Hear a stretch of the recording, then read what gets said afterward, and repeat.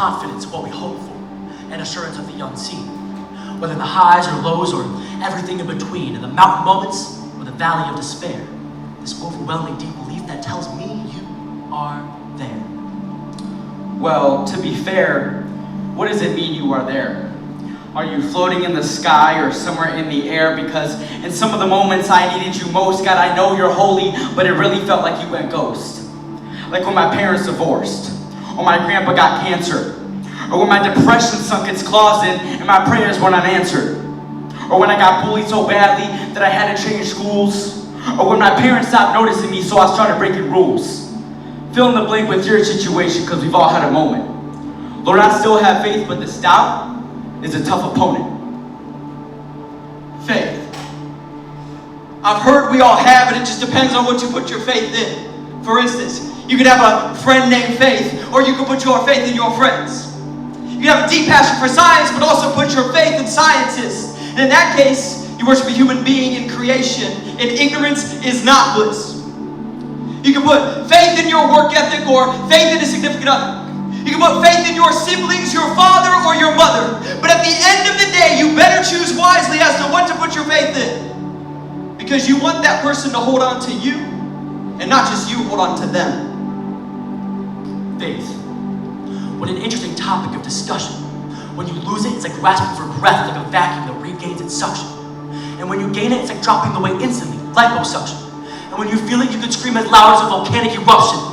See, if you're like me, and if I'm like you, then 99% of the time, I'll focus on what I can do. But faith, true faith, has little to do with me. It's this middle ground in the mess of a man where I need help to even believe. Like the man cried out to Jesus, I believe now, help my unbelief. And Jesus still worked that miracle and saved them from that grief. Faith is the tension point between belief, despair, and doubt. Some say they have none, but it's something I can't do without. Tell me, Faith, where have you placed yours? Did you lose it? Is it buried? Are things beginning to look murky or scary? Did you place it into people who can never ever be strong enough to hold it? Did you forget it where you found it simply by just attaching it to one moment? And to the creator who creates it, the author who orchestrates it, the one who made us in his image and that gave us the capacity to display it, well, I've got news for you. You can get it back tonight. Because true faith doesn't start with you. It starts with heaven's light. True faith came in a person form when humanity was at its worst. Believed that people made in his image were still somehow worthy of rebirth. True faith believed in human beings when we couldn't believe in him.